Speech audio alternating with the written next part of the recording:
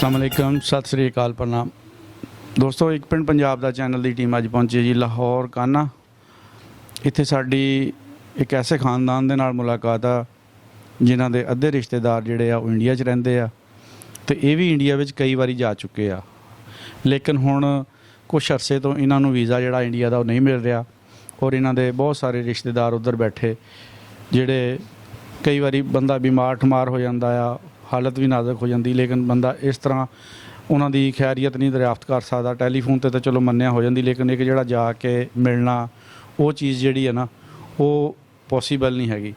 वो आप सारिया गल्लां बातां अज इन्हां नाल करनियां आ और इन्होंने पुछना कि किहड़े इन्हों मसाइल पेश आ रहे आ हुण इस टाइम वीज़ा लैण लई, जो पहले गए सी इन्हों किस तरह वीज़े मिले सी, सारा प्रोसैस आप अज इन्हां नाल डिस्कस करना जी। अस्सलाम वालेकुम अम्मा जी। वालेकुम सलाम। अपना नाम अहमद भाई है जी? जी मोहम्मद अहमद जी मेरा नाम है जी। अच्छा जी। तो असी उरे कान्हा नज़दीक लाहौर दे साडी रहायश है जी। तो इंडिया दे विच साडी मौजा डाडी नालागढ़ हिमाचल प्रदेश। मेरे वालिदैन वालिद साहब दा पिंड दा ही अपना डाडी है जी। अम्मी मेरी दा पंजाब दे विच बिल्कुल नाल ही लगदा ओहदे मकौड़ी पिंड है जी। अच्छा जी। ये रोपड़ दे बिल्कुल तकरीबन करीब ही मेरा ख्याल है कि 4-5 किलोमीटर का सफ़र होना है जिथे अम्मी का पिंड मकौड़ी है जी। तो सानू मतलब कि आन जान का अल्लाह का शुक्र है, काफ़ी साढ़े रिश्तेदार जोड़े उत्थे इस वक्त उत्थे रह गए हुए है जिन्हों के नाल, और अलहमदुलिल्लाह साडा उन्हां नाल राबता है। असी जाते आंदे भी है। मेरे अम्मी अबू काफ़ी दफ़ा जा चुके हैं, 3 दफ़ा मैं जा चुका, एक दफ़ा मैं अपने फिर 3 दफ़ा मेरी बेगम जा चुकी, एक दफ़ा मेरा बेटा भी जाया है, बड़ा भाई 3-4 दफ़ा जाया है, छोटा भाई 7-8 दफ़ा जाया है। लेकिन बाद सारे चलो जितना एक प्रोसेसर तो एक सानू वीज़ा मिल जाता आसानी नाल। एक तो है कि थोड़ा जा गौरमेंट नूं चाहिए कि ये वास्ते कोई थोड़ी नरम पॉलिसियां अपनाइया जावें कि वो अगर इस तरह से 3 तो 4 महीने के प्रोसेस दे विच असी जाके तो फिर सानू वीज़ा मिलता है। गौरमेंट नूं चाहिए कि थोड़ियां जिहियां पॉलिसियां नूं नरम कराया जाए। सब तो बड़ी प्रॉब्लम जी आती है जी, अगर कोई बीमार हो जाता या कोई ऐसी एमरजेंसी आ जाती है जिस दा ये मौजूदा पिछले महीने की 27 तारीख नूं 27 जुलाई नूं अम्मी दे कज़न साडे मेरे मामू उन्हों का इंतकाल हो गया। लेकिन उस वक्त की घड़ी जी थी वो साढ़े वास्ते जी बहुत भारी थी कि असी मजबूर उरे बैठे थे। वो मजबूर असी फिर मतलब कि ऑनलाइन उन्होंने चेहरा देख सके, असी उन्होंने आखिरी रसूमात तदफीन दे विच नहीं शामिल हो सके कि बहुत सानू उस वक्त जेडे ना परेशानी का वक्त है जी। हाँ जी। फिर हुण इस जड़ा मतलब कि अपना 20 तारीख गई है 17 या 18 तारीख नूं मेरे मामू उरे उन्होंने ਜਿਹੜੇ ਮੇਰੇ मामू इंडिया में फौत होए है उन्होंने कज़न उन्होंने मामू के बेटे है वो फौत होए है। तो उस दिन भी साढ़े वास्ते बहुत जी मुश्किल घड़ी थी कि वो इन्ने मजबूर थे कि बच्चा जरा जी वो मतलब कि माही बेआब की तरह तड़प रहा था। ठीक है ना जी, पहुँच नहीं कर सकते। लेकिन साड़ी दोहां गौरमेंटा अगे भरपूर अपील हैगी, बहुत ही रिक्वेस्ट हैगी कि सानू कोई ऐसा सिस्टम दिता जाए कि जो कोई ऐसा अगर कोई मामला पेश आता है तो सानू फौरी तौर पर वीज़ा लेना चाहिए मिलना चाहिए ताकि असी अपने प्यारिਆਂ ਨੂੰ आखिरी टाइम तक कम से कम देख सकीए। ਇਹ खूनी रिश्ते आ जी ਤੁਹਾਡੇ, ਇਹ ਤਾਂ ਉਹਨਾਂ ਨੂੰ ਵੀ ਪਤਾ ਵੀ ਕੋਈ ਸੈਰ ਕਰਨ ਨਹੀਂ ਆਣਾ ਹੈਗਾ ਜਾਂ ਕੋਈ ਹੋਰ ਮਕਸਦ ਲਈ ਨਹੀਂ ਆਣਾ, ਇੱਕ ਆਪਣੇ खूनी ਰਿਸ਼ਤਿਆਂ ਨੂੰ ਮਿਲਣ ਆਣਾ ਜਾਂ ਉਹਨਾਂ ਦੇ ਆਖਰੀ ਰਸੂਮਾਤ ਉਹਨਾਂ ਵਿੱਚ ਸ਼ਾਮਲ ਹੋਣ ਲਈ ਆਣਾ, ਤੇ ਇਹਦੀ ਬੁਨਿਆਦ ਤੇ ਵੀਜ਼ਾ ਜਿਹੜਾ ਦੇਣਾ ਚਾਹੀਦਾ ਹੈ। जी बिल्कुल जी, सानू मिलना चाहिए है। तो ये बजुर्गों की या साढ़े रिश्तेदारों की आपस की जी तड़प हैगी जद ये बहुत मुश्किल हैगी। असी हुण उत्थे जांदे हैगे जी, लेकिन जब आखिरी जिस वक्त जाईदा उस वक्त खुशी की इंतहा नहीं होंदी। जिस वक्त असी उत्थे दे वापस आने तो 2-3 दिन 4 दिन पहले तो ये पोजीशन बन जाती कि कोई चीज़ खाण पीण हत्ता कि पानी पीण नूं दिल नहीं करता, जुदा हो जाना है। तो वो बहुत मुश्किल है। लास्ट टाइम जब असी गए थे जी, असी वापसी जिस दिन आ रहे थे जी, हत्ता कि उदा मैं जिंदा मिसाल तुहानूं दस रहा कि अम्मी मतलब कि इन्नी एक तो है ब्लड प्रेशर थोड़े जे इन्होंने प्रॉब्लम हैगी। तो जिस वक्त असी वापस आ रहे थे जी कि उत्थे एक इन्हों की कस्टम ऑफिसर थी कि जी देख के खुद ਉਹਨਾਂ ਦੀਆਂ ਅੱਖਾਂ ਤੋਂ ਆਂਸੂ ਆ ਗਏ ਕਿ ਮਾਤਾ ਜੀ ਨੂੰ ਹੋਇਆ ਕਿਆ। ਮੈਂ ਇਹਨਾਂ ਨੂੰ ਦੱਸਿਆ ਕਿ ਜੀ ਮਾਤਾ ਜੀ ਵਾਪਸ ਜਾ ਰਹੇ ਹੈ, ਜ਼ਾਹਿਰੀ ਬਾਤ ਹੈ ਆਪਣੇ ਭਤੀਜਿਆਂ ਨੂੰ ਛੱਡ ਕੇ ਜਾ ਰਹੇ। ਉਹ ਸਾਹਮਣੇ ਖੜੇ ਲੇਕਿਨ ਇਸ ਵਕਤ ਬੇਬਸ ਹੈ, ਬੇਬਸੀ ਦੀ ਤਸਵੀਰ ਬਣੇ ਹੋਏ ਹੈ ਕਿ ਉਹ ਉਹਨਾਂ ਦੀਆਂ ਅੱਖਾਂ ਤੋਂ ਆਂਸੂ ਆ ਗਏ ਕਿ ਯਾਰ ਇਹ ਕਿਆ ਮਾਮਲਾ। ਉਹਨਾਂ ਨੇ ਕਿਹਾ ਮਾਤਾ ਜੀ ਮੈਂ ਹੈ ਨਾ, ਤੁਸੀਂ ਜਦ ਮਰਜ਼ੀ ਆਓ। ਲੇਕਿਨ ਉਹ ਵੀ ਵਿਚਾਰੇ ਕਿਆ ਕਰ ਸਕਦੇ, ਉਹ ਵੀ ਤਸੱਲੀ ਦੇ ਬੋਲ ਸੀਗੇ, ਉਹ ਤਸੱਲੀ ਦੇ ਬੋਲ ਜੋ ਬੇਬਸ ਹੈਗੇ ਉਹ ਤਾਂ ਵੀਜ਼ਾ ਥੋੜੀ ਜਾਰੀ ਕਰ ਸਕਦੇ ਹੈਗੇ ਜੀ। ਲੇਕਿਨ ਉਹ ਦਰਦ ਨੂੰ ਸਮਝ ਗਏ ਸੀਗੇ। ਜੀ ਉਹਨਾਂ ਨੇ ਦਰਦ ਨੂੰ ਸਮਝਿਆ ਔਰ ਬੜੀ ਅੱਛੀ ਮਤਲਬ ਕਿ ਰਿਸਪੈਕਟ ਕਰੀ। ਉसी ਵਕਤ ਪਾਣੀ ਮੰਗਵਾਇਆ, ਪਾਣੀ 2 ਗਲਾਸ ਮੰਗਵਾ ਕੇ ਅੰਮੀ ਨੂੰ ਵੀ ਪਿਲਾਇਆ, ਅੱਬੂ ਨੂੰ ਪਿਲਾਇਆ, ਸਾਡੇ ਨੂੰ। ਉਹਨਾਂ ਨੇ ਆਪਣੇ ਬਲਕਿ ਜਿਹੜੇ ਤੇ ਜੀ ਕੁਲੀ ਉਹਨਾਂ ਨੂੰ ਕਿਹਾ ਕਿ ਤੁਸੀਂ ਮਾਂ ਜੀ ਨੂੰ ਮਾਤਾ ਜੀ ਨੂੰ ਬੜੇ ਈਜ਼ੀ ਜੀ ਕਿਸੇ ਸੀਟ ਪਰ ਬਿਠਾ ਕੇ ਇਹਨਾਂ ਨੂੰ ਕੋਈ ਤਕਲੀਫ ਨਾ ਹੋਵੇ। ਔਰ ਉसी ਵਕਤ ਫੌਰੀ ਸਾਰਾ ਜਿਹੜਾ ਜੀ ਸਾਡਾ ਪ੍ਰੋਸੈਸ ਕਰਕੇ ਸਾਨੂੰ ਫੌਰੀ ਫ੍ਰੀ ਕਰਕੇ ਉਹਨਾਂ ਨੇ ਭੇਜਿਆ। ਅਸੀਂ ਉਹਨਾਂ ਦੇ ਰਵੱਈਏ ਨੂੰ ਕਿੱਥੇ ਬਿਆਨ ਕਰੀਏ।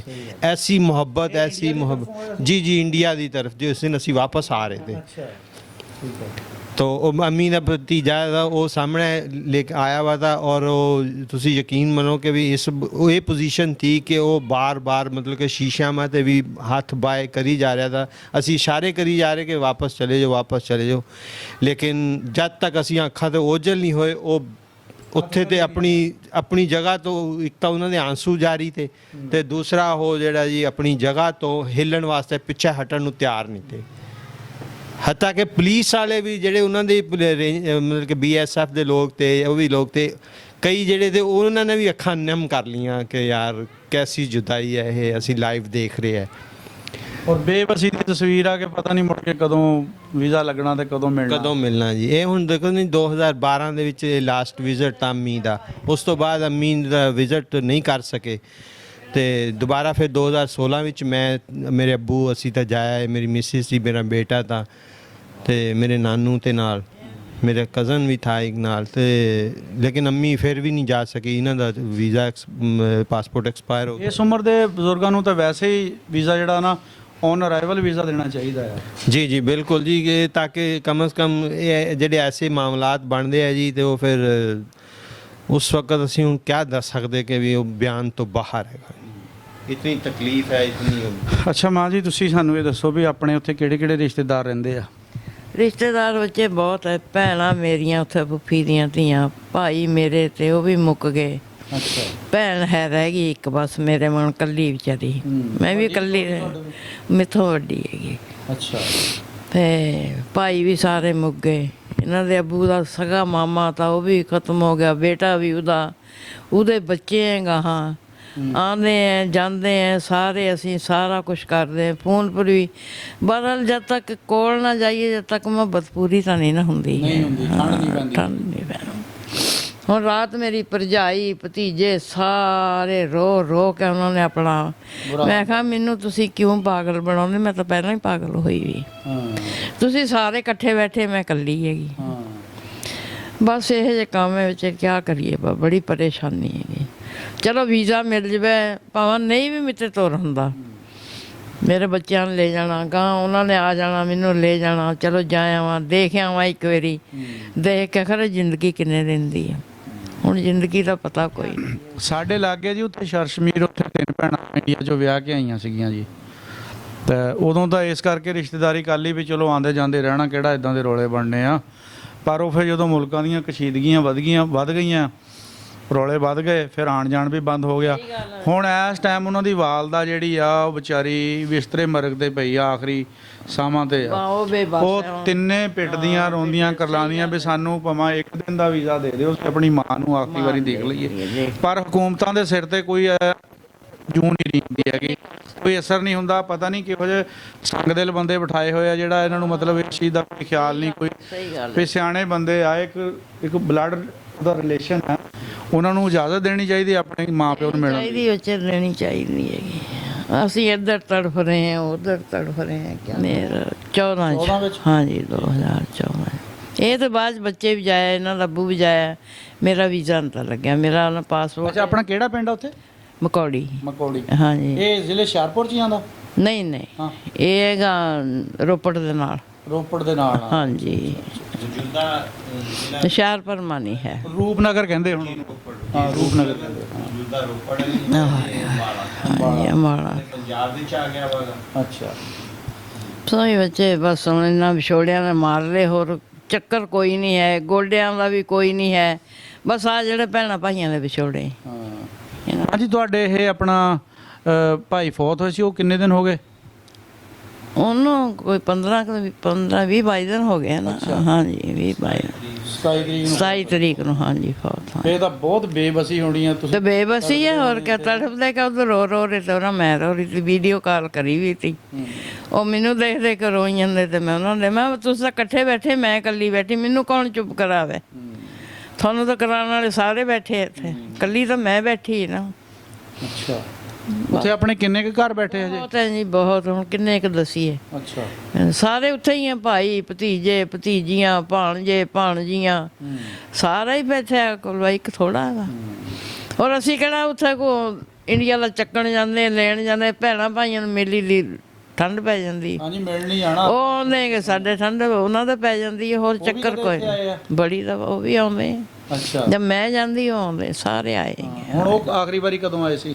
ਕਿੰਨੇ ਸਾਲ ਹੋ ਗਏ? ਨਹੀਂ ਹੁਣ ਤਾਂ ਕਾਫੀ ਅਰਸਾ ਹੋ ਗਿਆ ਨਾ, ਮੈਂ ਉਹਨਾਂ ਨੂੰ ਆਇਆ ਲਾਸਟ ਟਾਈਮ ਮੇਰੇ ਚਾਚਾ ਜੀ ਦੇ ਜਿਹੜੇ ਬੇਟੇ ਹੈ ਨਾ ਜੀ 2011 ਦੇ ਵਿੱਚ, ਉਹ ਲਾਸਟ ਟਾਈਮ 11 ਵਿੱਚ ਆਏ ਤੇ ਫਿਰ 2015 ਵਿੱਚ ਆਏ, ਨਹੀਂ 2013 ਦੇ ਵਿੱਚ ਲਾਸਟ ਟਾਈਮ ਆਏ ਤੇ ਉਸ ਤੋਂ ਬਾਅਦ ਫਿਰ ਨਹੀਂ ਉਹਨਾਂ ਨੇ ਮਤਲਬ ਕਿ ਫਿਰ ਉਹਨਾਂ ਨੇ ਕੋਸ਼ਿਸ਼ ਹੀ ਨਹੀਂ, ਵੀਜ਼ੇ ਦੇ ਵਾਸਤੇ ਕੋਸ਼ਿਸ਼ ਕਰੀ ਸੀ ਲੇਕਿਨ ਫਿਰ ਉਹਨਾਂ ਦਾ ਵੀਜ਼ਾ ਨਹੀਂ ਉਹਨਾਂ ਨੂੰ ਮਿਲ ਸਕਿਆ, ਇਸ ਵਾਸਤੇ ਉਹ ਫਿਰ ਰਹਿ ਗਏ। ਮੇਰੀ ਭਤੀਜੀ ਤੀ ਨਾਲ ਤੇ ਨਾਲ ਉਹ ਮੇਰੇ ਫੁੱਫਾ ਜੀ ਤੇ ਅੱਛਾ ਜੀ, ਉਹ ਵੀ ਤਿੰਨੋਂ ਮਤਲਬ ਕਿ ਉਹ ਆਏ ਤੇ ਇੰਨੇ ਕੁ ਗਿਣੇ ਨਹੀਂ ਜਾਂਦੇ ਹੈਗੇ, ਇੰਨੇ ਕੁ ਰਿਸ਼ਤੇਦਾਰ ਹੈ, ਇੰਨੇ ਕੁ ਭੈਣ ਭਾਈ ਹੈ, ਤੇ ਬਸ ਹੁਣ ਬੇਬਸ ਹੈ ਅਸੀਂ ਕਰੀ ਕਿਆ ਕਰ ਕਿਆ ਸਕਦੇ ਹਾਂ, ਕੁਛ ਨਹੀਂ ਕਰ ਸਕਦੇ।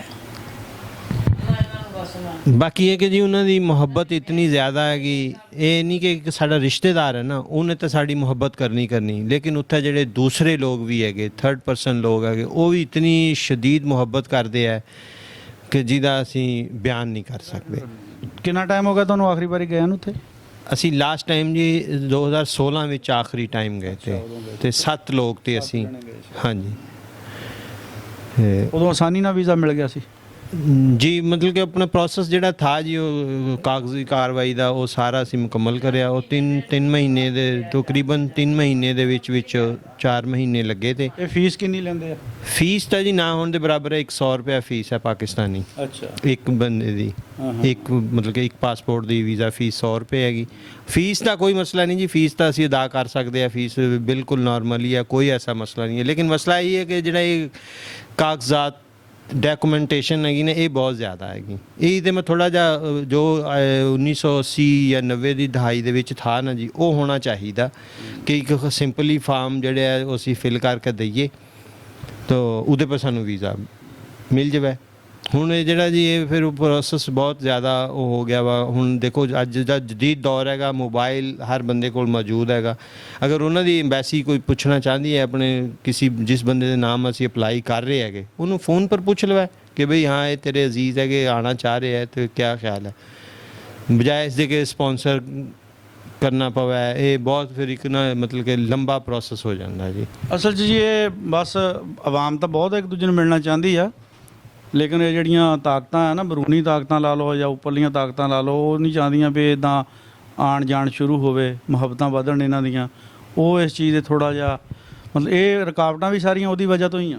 ਜੀ ਬਿਲਕੁਲ ਜੀ, ਰੁਕਾਵਟਾਂ ਬਸ ਜ਼ਿਆਦਾ ਹੈਗੀ ਹੈ ਜੀ। ਮੁਹੱਬਤ ਵਾਲੀ ਤਾਂ ਉਹਨਾਂ ਦੀ ਅਸੀਂ ਬਿਆਨ ਹੀ ਨਹੀਂ ਕਰ ਸਕਦੇ। ਉਹ ਤਾਂ ਆਵਾਮ ਦੀ ਹੈ ਜੀ, ਆਵਾਮ ਦੀ ਇੱਕ ਦੂਸਰੇ ਦੇ ਨਾਲ ਇਤਨੀ ਮੁਹੱਬਤ ਹੈਗੀ ਕਿ ਇੰਤਹਾ ਤੋਂ ਜ਼ਿਆਦਾ, ਜਿਹਦੇ 'ਚ ਕਈ ਸਾਡੇ ਦੋਸਤ ਐਸੇ ਹੈਗੇ ਕਿ ਜਿਨ੍ਹਾਂ ਦਾ ਮੇਰਾ ਖਿਆਲ ਹੈ ਕਿ ਜੀ ਸਵੇਰ ਫਸਟ ਟਾਈਮ 7 ਵਜੇ ਦੇ ਕਰੀਬ ਜੀ ਗੁੱਡ ਮਾਰਨਿੰਗ ਦਾ ਚਾਹ ਦਾ ਕੱਪ ਪਹੁੰਚ ਜਾਂਦਾ ਜੀ, ਪੰਜੀਰੀ ਵੀ ਭੇਜ ਦਿੰਦੇ। ਹਾਂਜੀ ਪੰਜੀਰੀ ਜੋ ਵਕਤ ਹੀ ਹੈ ਜੀ ਸਾਰਾ ਆ ਜਾਂਦਾ ਹੈ ਜੀ। ਤੇ ਲਿਹਾਜ਼ਾ ਇਹ ਕਿ ਥੋੜ੍ਹਾ ਜਿਹਾ ਗੌਰਮੈਂਟ ਨੂੰ ਪਾਲਿਸੀਆਂ ਨੂੰ ਨਰਮ ਕਰਨਾ ਚਾਹੀਦਾ ਹੈ ਤਾਂ ਕਿ ਜਿਹੜਾ ਹੈ ਨਾ ਜੀ ਇਹ ਸਾਨੂੰ ਜਾਣ ਆਉਣ ਮਾ ਆਸਾਨੀ ਮਿਲ ਜਾਵੇ।